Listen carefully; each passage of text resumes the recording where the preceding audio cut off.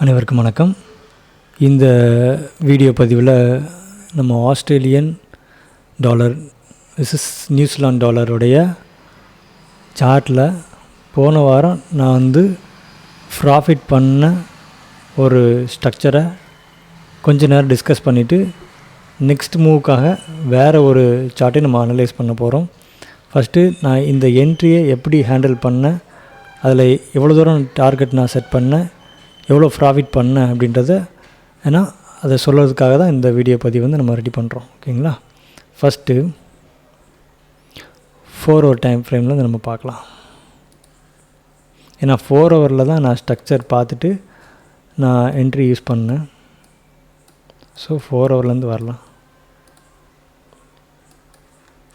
இப்போ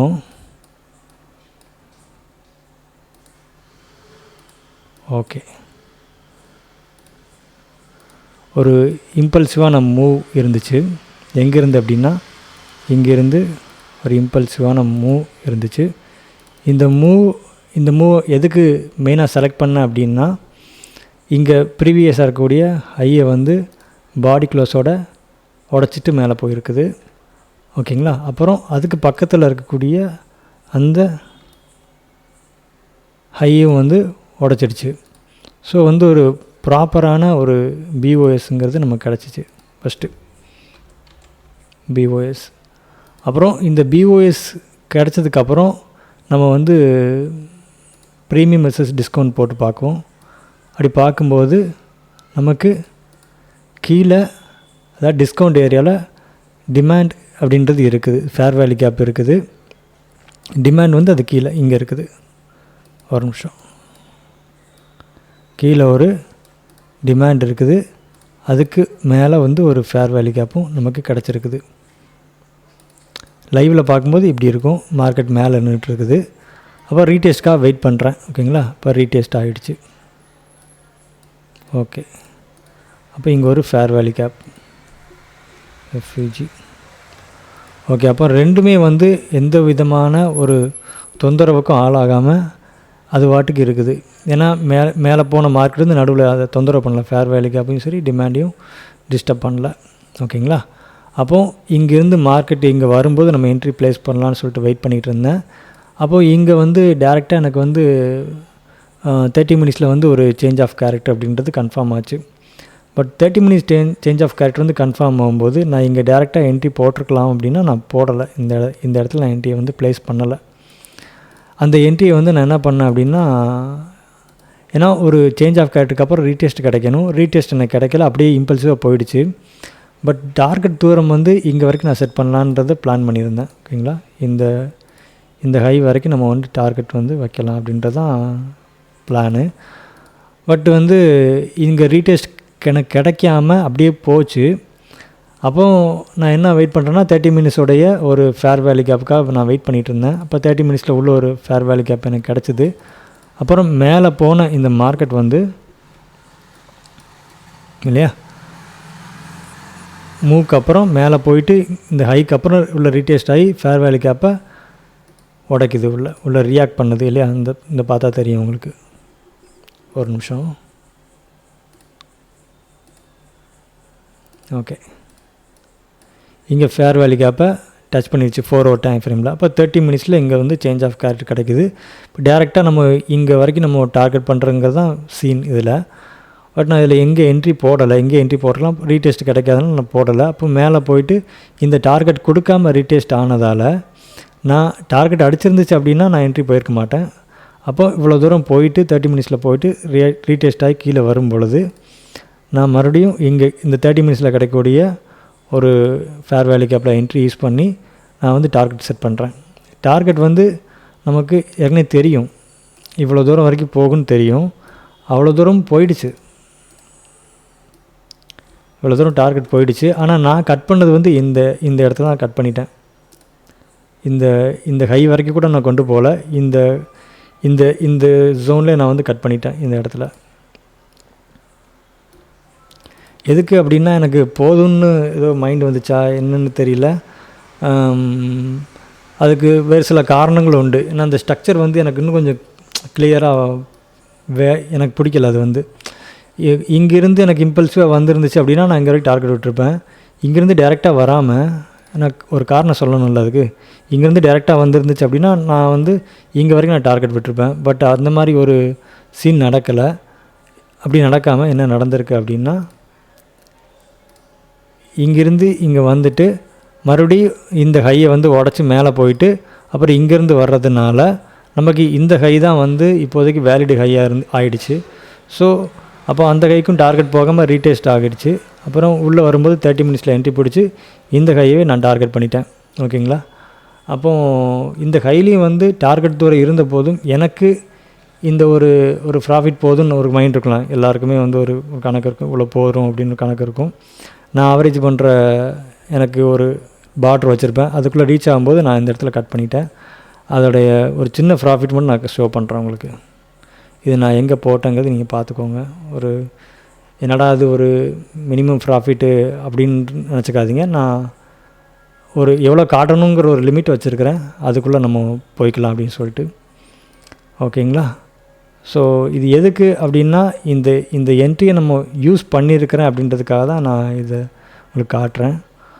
ஓகே, இப்போ அதுக்கப்புறம் என்ன நடந்துச்சு அப்படின்னா, இந்த ஹையை கம்ப்ளீட் பண்ணதுக்கப்புறம் கம்ப்ளீட்டாக வந்து மார்க்கெட் வந்து கீழே விழுந்துடுச்சு. டேயில் பார்த்தா தெரியும், நல்லாவே விழுந்துடுச்சு. ஓகேங்களா? அப்போது இது எதை நோக்கி வந்துட்டுருக்கு அப்படின்னா, இங்கே வந்து நமக்கு மேஜர் சேஞ்ச் ஆஃப் கேரக்டரு அப்படின்றது எங்கே இருக்குது அப்படின்னா, இங்கே இந்த ஹையை உடச்சி கீழே அங்கே வந்ததால் நமக்கு வந்து இங்கே தான் மேஜர் இருக்குது. இதெல்லாம் மைனர் கணக்கில் தான் வரும். ஏன்னா நடுவில் எங்கேயுமே வந்து இந்த ஹையை வந்து டிஸ்டர்ப் பண்ணாததுனால நம்ம இங்கே வந்து தான் சேஞ்ச் ஆஃப் கேரக்டருங்கிறது பார்க்க முடியும். ஓகேங்களா?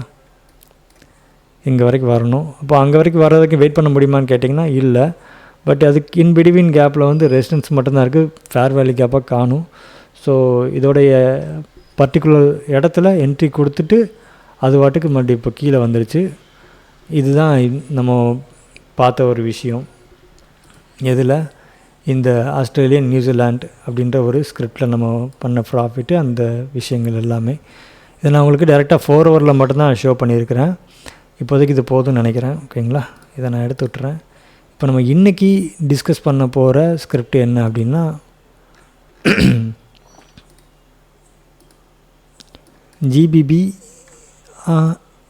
GBP New Zealand. ஃபஸ்ட்டு பார்த்தது நம்ம ப்ராஃபிட் பார்த்தது வந்து ஏயுடி நியூசிலாண்ட் தானே? ஆமாம், ஏயுடி நியூசிலாண்ட் பார்த்தோம். இப்போ நம்ம பார்க்க போகிறது ஜிபிபி நியூசிலாண்ட். ஓகே, இப்போ இதில் ஒரு இம்பல்சிவான ஒரு மூவ் வந்து டே டைம் ஃப்ரேமில் கிடச்சிருக்குது. அப்போது டே டைம் ஃப்ரேமில் இம்பல்சிவான மூவ் அப்படின்ட்டு பார்த்துட்டு நம்ம டேரெக்டாக என்ட்ரி போகலாமா அப்படின்னா, அதுக்கு மேலேயும் ஒருத்தர் இருக்கிறாரு, மந்த் இருக்கிறாரு, வீக்லி இருக்கிறாரு. மந்த்லேருந்து ஆரம்பிச்சிடலாம். ஓகே, மந்தில் என்ன நடந்திருக்கு அப்படின்னா,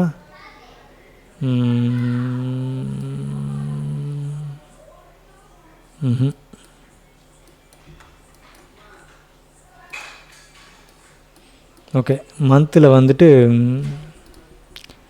ப்ரீவியஸாக இருக்கக்கூடிய ஹையை வந்து பாடி க்ளோஸ் பண்ணாமல் ஸ்வீப் வச்சுட்டு எனக்கு ஸ்ட்ரென்த் இல்லை, என்னால் மேலே போக முடியாது அப்படின்னு ஒரு சிக்னல் மட்டும் கொடுக்குது. ஓகேங்களா?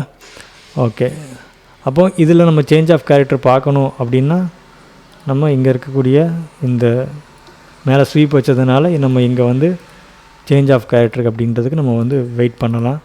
பட் இந்த மூவ்ஸ்க்கு நடுவில் நிறைய என்ட்ரிஸ் உள்ளே கிடக்கும். அதனால் நம்ம அதை இன்னும் இதுக்கு கீழே இருக்கக்கூடிய டைம் ஃப்ரேமில் செக் பண்ணி பார்க்கலாம், எங்கே நம்ம என்ட்ரி வந்து போனால் கரெக்டாக இருக்கும் அப்படி சொல்லிட்டு பார்க்கலாம். ஓகே, இப்போ இங்கிருந்து நம்ம வந்து வீக்லி டைம் ஃப்ரேமுக்கு வரலாம். வீக்லி வந்தால் வீக்லி என்ன சொல்லுது அப்படின்னா, ஓகே, அந்த ப்ரீவியஸ் எடுத்தக்கூடிய இது வந்து மந்த்லியோட ஸ்வீப் லைன் இல்லையா? Monthly sweep line, sweep. ஓகேங்களா? அப்போ வீக்லியில் பார்க்கும்போது பாடி க்ளோஸ் வச்சுருக்குது, மந்த்லியில் ஸ்வீப் ஆகிருக்குது, வீக்லியில் பாடி க்ளோஸ் வச்சுருக்குது. சரி, ஓகே. இப்போ இதில் நம்ம என்ன பார்க்கணும் அப்படின்னா,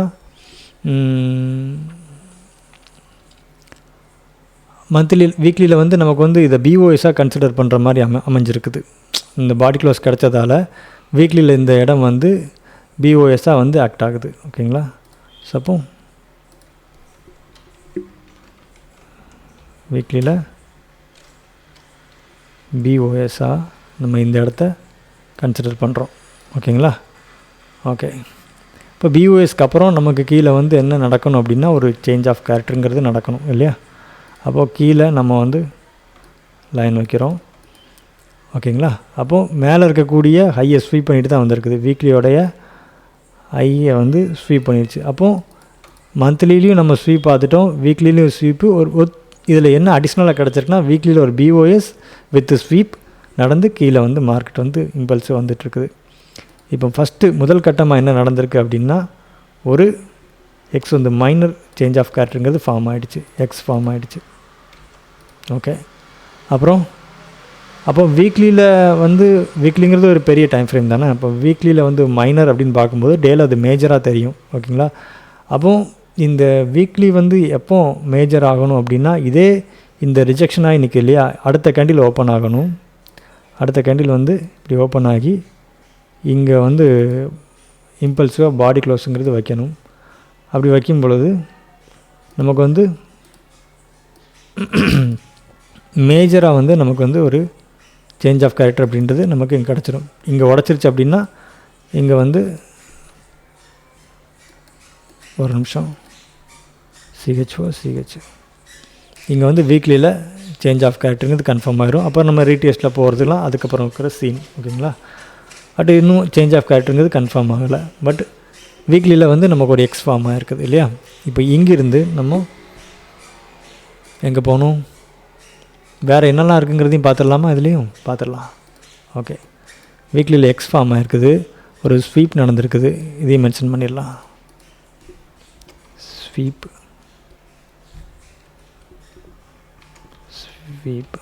ஓகே. அப்புறம் இங்கே வந்து பார்த்திங்கன்னா அதுக்கு பின்னாடி சேஞ்ச் ஆஃப் எக்ஸ் ஃபார்ம் ஆன இடத்துல மைனர் சேஞ்ச் ஆஃப் கேரக்டர் பின்னால் எங்கேயும் ஒரு ஸ்வீப் ஃபார்ம் ஆகிருக்குது. ஸ்வீப். ஓகே. அடுத்து சேஞ்ச் ஆஃப் கேரக்டர், இங்கே மைனர் சேஞ்ச் ஆஃப் கேரக்டர் இல்லையா?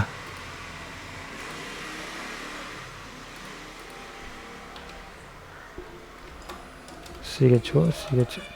ஓகே. அதுக்கப்புறம் இவ்வளோ விஷயங்கள் இதில் நடந்திருக்குது. ஓகேங்களா? இப்போ நம்ம இங்கேருந்து நம்ம டேக்கு போய்க்கலாம். டேயில் பார்க்கும்போது இன்னும் வேறு மாதிரியான வியூஸ் நமக்கு தெரியும். இது எல்லாமே மந்த்லிலேருந்து நம்ம எடுத்துகிட்டு வந்தது இல்லையா? மந்த்லி ஸ்வீப்பு, வீக்லி பிஓஎஸ்ஸு, அப்புறம் ஸ்வீப்பு இதெல்லாம் நடந்திருக்குது. பட் இந்த வீக்லியில் வந்து பார்த்துட்டு வந்ததுனால இந்த வீக்லியோடைய மைனர் சிஹெச்சுங்கிறது இந்த டேயில் வந்து மேஜர் சேஞ்ச் ஆஃப் கேரக்டராக மாறி இருக்குது இல்லையா? எப்படி மாறி இருக்குங்கிறத இதை தான் நம்ம கொஞ்சம் டெப்த்தாக பார்க்க போகிறோம். அதாவது டே டைம் ஃப்ரேமுடைய change of character, day change of character, 1 day. Okay, இங்கே வச்சிடலாம். இது ஏன் நம்ம டேயோடைய மேஜராக பார்க்குறோம் அப்படின்னா அதுக்கு கொஞ்சம் பின்னால் போகணும். இம்பல்சிவான மூவ் எங்கேருந்து இருந்திருக்குது, இங்கே அடித்து ட்ராப் ஆகி, இங்கே அடித்து ட்ராப் ஆகி, இங்கே அடித்து, இதுதான் வந்து ஒரு இம்பல்சிவான ஒரு மூவ், ஒரு ஹை வந்து நடந்திருக்குது. இப்போ இங்கேருந்து நம்ம பிஓஎஸ் வந்து நம்ம எடுக்கணும் இல்லையா? பிஓஎஸ் ஸ்வீப் பண்ணியிருக்குது, இங்கே பார்த்தா தெரியும். பாடி க்ளோஸ்ன்றது கிடைக்கல, ஸ்வீப் அடிச்சுட்டு விட்டாப்பில். ஓகே, அப்புறம் இந்த கேண்டில், நெக்ஸ்ட் கேண்டில் வந்து நமக்கு ஓகே. ஆனால் அங்கேருந்து இன்னும் மூவ் இல்லை, உள்ளே ரீடெஸ்ட் ஆகிட்டு மறுபடியும் மேலே அதுக்கு அடுத்து வந்து ஒரு மூவ் கிடச்சிருக்குது. இதுவும் பார்த்திங்கன்னா ஒரு ரிஜெக்ஷன் வச்சுட்டு விட்டுருச்சு. பட்டு இது வேலிட்னு சொல்ல முடியாது. அப்போது அதோடய ப்ரெஷர் வந்து குறைஞ்சிட்ருக்குது, மறுபடியும் அதோடய ப்ரெஷர் வந்து குறைஞ்சிட்ருக்குது. ஓகேங்களா? மறுபடியும் உடைக்கலை, அப்புறம் இங்கே உடைக்குது இல்லையா? இங்கே தான் கிடச்சிருக்குது. பட்டு இந்த மாதிரி நான் ஏற்கனவே சொல்லியிருந்தேன் இல்லையா? போனோடைய பதிவில் சொல்லியிருந்தேன், இப்படி அரைக்கிறான்னா அதோடைய பவர் குறையுன்றது நம்ம சொல்லியிருந்தோம். அந்த குறைஞ்சதோடைய ரியாக்ஷன் தான் இங்கே விழுந்தது.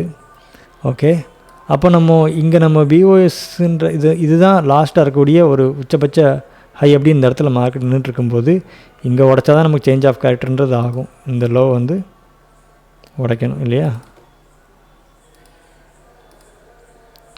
ஓகே, அப்போ இந்த லோ வந்து இம்பல்சிவாக உடைச்சதா அப்படின்னு பார்த்தீங்க அப்படின்னா, இப்படி போனது வந்து இப்படி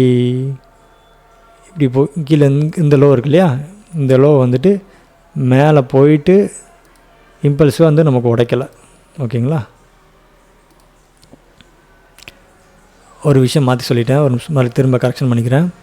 இப்போது இங்கேருந்து இந்த பிஓஎஸ்ங்கிறது இங்கே தான் கண்டினியூஷன் நடந்திருக்குது. இந்த கையை உடைக்க ட்ரை பண்ணியிருக்குது, இந்த கையை உடைக்க ட்ரை பண்ணியிருக்குது. இப்போ இங்கேயும் வந்து இங்கே உடைக்க முடியாமல் அரைச்சி கீழே ட்ராப் ஆகிருக்குது. இந்த ட்ராப் ஆன மூவ் வந்து இங்கேருந்து இங்கே உடச்சிருக்கணும். இந்த லோ உடச்சிருந்துச்சு அப்படின்னா நம்ம வந்து சேஞ்ச் ஆஃப் கேரக்டருங்கிறது நம்ம போயிருக்கலாம். இங்கே தான் இருக்குது. ஓகேங்களா? சேஞ்ச் ஆஃப் கேரக்டர் இங்கே தான் இருந்துச்சு, பட் இங்கே உடைக்கல, அப்படியே மறுபடியும் மேலே புஷ் ஆகிருக்குது. அப்போ புஷ் ஆகும்போது லோ வந்து உள்ளக்க போயிடுச்சு. அப்போ நம்ம இதோட லோ டைம் ஃப்ரேம் பார்க்கும்போது ரொம்ப கன்ஃபியூஷன் ஆகும், என்ன இது இப்படி நடந்திருக்கு அப்படி சொல்லிட்டு. அப்போது மறுபடியும் வந்து இந்த கையை உடச்சி நம்ம பிஓஎஸ் பார்த்து நம்ம சேஞ்ச் ஆஃப் கேரக்டர் வெயிட் பண்ணால், பட் என்ன நடந்திருக்கு அப்படின்னா இந்த கையை கிட்டே வரைக்கும் போயிட்டு உடைக்கல, உள்ளே வந்துருச்சு. மறுபடியும் மேலே போய் பாடி க்ளோஸ் வைக்கல, ஸ்வீப் பண்ணிட்டு கீழே வந்துருச்சு. ஓகேங்களா? இதோட நிப்பாட்டிக்கிறேன்.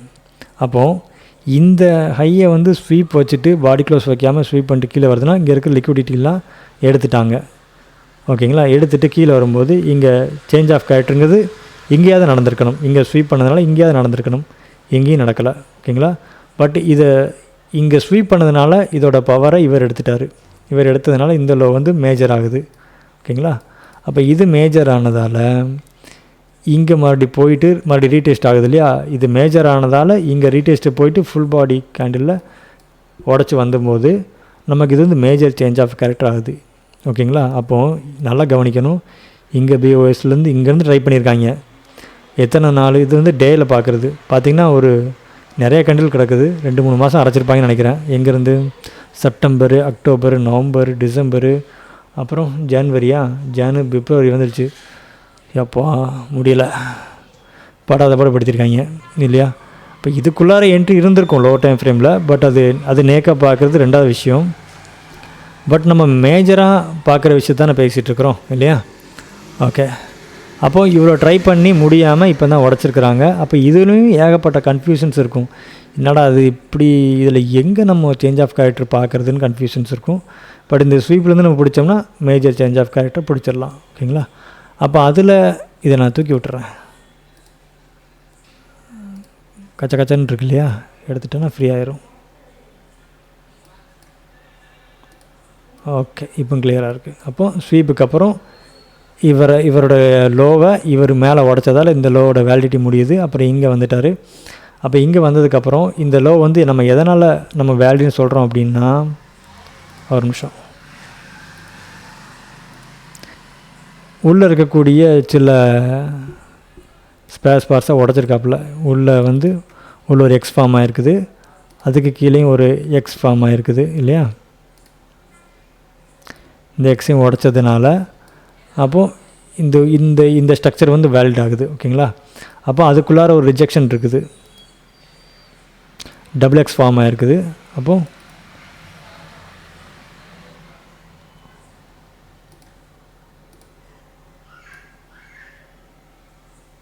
ஓகே, அப்போது இந்த எக்ஸுக்குள்ளார கிடச்ச அந்த டிமாண்டில் மிட்டிகேஷன் ஆகி, ஓகேங்களா, அங்கேருந்து ஓங்கி ஒரு போட்டு கீழே வந்து மேஜர் ஆயிடுச்சு. அப்போ இது மேஜர் அப்படின்னா மைனர் எங்கே இருக்காப்புல அப்படின்னா இங்கே இருக்காப்புல. இங்கே மைனர் இருக்கார், அவர் கீழே ஓகே, இவர் எக்ஸோட கணக்கில் வருது. எக்ஸ் அப்புறம் எக்ஸ் அப்புறம் மேஜர். சரி, ஓகே. அப்போது இப்போ நம்ம வந்து கிளியராக நம்ம வந்து சார்ட்டை எடுத்துட்டோம். ஒரு சேஞ்ச் ஆஃப் கேரக்டர் பிடிக்கிறதுக்கு இத்தனை மாதம் காத்திருந்துருக்கோம் இல்லையா? செப்டம்பர்லேருந்து வெயிட் பண்ணி இப்போ வந்து நம்ம ஒரு ப்ராப்பரான ஒரு ஸ்ட்ரக்சரை பிடிச்சிட்டோம். சரி, ஓகே. இங்கேருந்து ப்ரீமியம் மெசேஜ் டிஸ்கவுண்ட் போட்டால் என்ட்ரியை போட்டுடலாமா? முடியாதே. அப்போ நமக்கு வந்து இங்கே கீழே டிஸ்கவுண்ட்டில் நம்ம என்ட்ரி போட முடியாது. இங்கேருந்து போட்டால் கவுண்டர் என்ட்ரி ஆகும். கவுண்டர் கிளாரிட்டியாக இருந்தால் தான் நம்ம என்ட்ரி போக முடியும் இல்லையா? ஆனால் இதில் 4 ஹவரில் வந்து நமக்கு ஸ்ட்ரக்சர் க்ளீனாக இருந்தால் நம்ம இங்கே இந்த ஏரியா போகிற வரைக்கும் நம்ம என்ட்ரி யூஸ் பண்ணிக்கலாம். எங்கன்னா இப்போது இங்கே வந்து ஈக்குலிபிரியத்தில் ஒரு ஒரு ஃபேர் வேலி கேப் இருக்குது 1. 2வது இங்கே ஒரு ஃபேர் வேலி கேப் இருக்குது 2. ஓகே, அதுக்கு பின்னால் இங்கிட்ட ஒரு ஃபேர் வேலி கேப் இருக்குது, ரொம்ப சின்னதாக இருக்குது இல்லையா? ஓகே, அப்புறம் அதுக்கு மேலேயும் ஒரு ஃபேர் வேலி கேப் இருக்குது. முழுக்க ஃபேர் வேலி கேப் என்ட்ரி தான் இது வந்து. ஓகே, அதுக்கு மேலே இங்கே ரிஜெக்ஷன் போட்டு கேப் கொடுத்து வந்ததால் இதில் இன்னும் டெப்த்தாக பார்த்தோம் அப்படின்னா, உள்ளே போய் நோண்டி பார்த்தோம் அப்படின்னா, இந்த சுழற்சியே ஒரு சூப்பரான ஒரு பேட்டர்ன் தான். எப்படி சொல்கிறது, டேயில் ஒரு ஸ்வீப்பு, அதோடைய ரிஜெக்ஷன் வச்ச கேண்டில் இருக்கு இல்லையா, அதோடைய பாட்டமை உடனே வந்து சுழற்சி முறையில் அடித்ததால் இதுவே ஒரு எக்ஸ் தான். ஓகேங்களா, எக்ஸ். ஓகேங்களா, இது லோ டைம் ஃப்ரேம் பண்ணுறவங்களுக்கு வந்து இது மேஜர் சேஞ்ச் ஆஃப் கேரக்டர் ஆகும். அப்போ இந்த ரிஜெக்ஷன் வச்சு வந்ததால் இந்த ரிஜெக்ஷனில் எப்போவாவது ஒரு நாள் மார்க்கெட் ரியாக்ஷன் ஆகுது அப்படின்னா அடி பலமாக இருக்கும். அதாவது ப்ராஃபிட் வந்து நல்லா ஹியூஜாக இருக்கும். கலரை மாற்றிடுறேன், கொஞ்சம் எல்லாம் ஒரே மாதிரி இருக்குது. ஓகே, அப்போ இதுதான் நம்ம இந்த இடத்துல வந்து ப்ராப்பராக கிடைச்ச ஒரு சப்ளை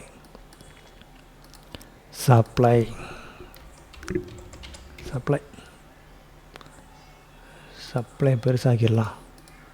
சப்ளை அப்புறம் வந்து ஃபேர் வேலி கேப் எஃப்விஜி கொஞ்சம் சிரிச்சு பண்ணிடலாம். ஓகே, மோஸ்ட்லி வந்து இந்த ஈக்குலிபிரியத்துக்குள்ளார இருக்கக்கூடிய, அதாவது கீழே டிஸ்கவுண்ட்டு மேலே ப்ரீமியம், இது ஈக்குலிபிரியம் லைனில் இருக்க இந்த ஃபேர் வேலி கேப் வந்து நம்ம யூஸ் பண்ண வேணாம், இதை எடுத்துடலாம். ஓகேங்களா, உள்ளே வரட்டுமே, ஏரியாக்குள்ளே வாடான்னு சொல்லுவோம் இல்லையா, ஏரியாக்குள்ளே வாட. என் ஏரியாவுக்கு வந்தால் ஒன்று ஜீரோட போக மாட்டேன் அப்படிமோல, அது மாதிரி இந்த ட்ரேடிங்கில் வந்து இதுதான் நம்மளோட ஏரியா, ஸ்ட்ரக்சருக்குள்ளார இது நம்மளோட காம்பவுண்டு. உள்ளே வந்தால் நான் பிடிச்சி அடிச்சிடலாம் இல்லையா, பூமுகத்தை குத்தினோம் அப்படின்னா இங்கே டார்கெட் விடலாம். இதுதான் பாயிண்ட்டு. அப்போ நம்ம இதில் எங்கெல்லாம் என்ட்ரி போடுறதுக்கான ஆப்பர்ச்சுனிட்டி அவன் கொடுத்துருக்கான்றதை பார்க்கணும் இல்லையா. இப்படி அறையில் போட்டு வருவாப்பில். ஓகேங்களா, இதில் இந்த ஃபஸ்ட்டு ஃபேர் வேலி கேப்பில் என்ட்ரி எடுக்கிறோம் அப்படின்னா அதுக்கு கீழே இருக்கக்கூடிய இம்பல்சிவான மூக்கில் நம்ம யூஸ் பண்ணிக்கலாம்.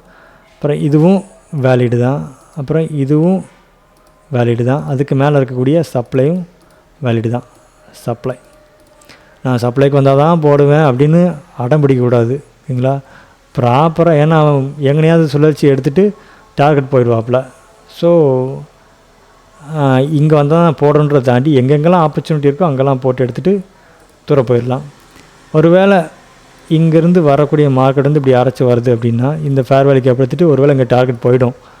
போன பிற்பாடு இது முடிஞ்சிருச்சுன்னு சொல்கிறத விட இந்த டிஸ்கவுண்ட், இந்த ஏரியா இருக்குல்ல, ப்ரீமியம் டிஸ்கவுண்ட் ஏரியா, இந்த ஏரியா வேலிடுன்றதுனால இங்கேருந்து டேரெக்டாக மறுபடியும் சப்ளைக்கு வர்றாருன்னா இதுவும் வேலிடு தானே. அப்போ இங்கேருந்து பிடிச்சி இங்கே டார்கெட் விட்டுக்கலாம். அப்போ இங்கேருந்து பிடிச்சி இந்த அளவுக்கு டார்கெட் பண்ணும்போது ப்ராஃபிட் கொஞ்சம் முன்ன பின்ன இருந்தாலும் கம்மியாக இருந்தாலும் இந்த சப்ளைக்கு போகும்போது இங்கே நீங்கள் ஒரு என்ட்ரியை கரெக்டான ஒரு ஸ்ட்ரக்சர் லோ டைம் ஃப்ரேமில் அமையுது அப்படின்னா இங்கேருந்து நீங்கள் ப்ராப்பராக ஒரு என்ட்ரி பிடிச்சி இந்த கீழே வரைக்கும் நீங்கள் டார்கெட் பண்ணிக்கலாம். ஓகேங்களா, அவ்வளோதான் இதோடைய விஷயம்.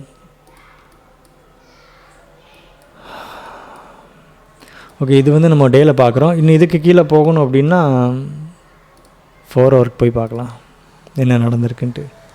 இப்போ மேலே வந்து நம்ம வலையை விரிச்சிட்டு ரெடியாக உட்காந்துருக்குறோம்.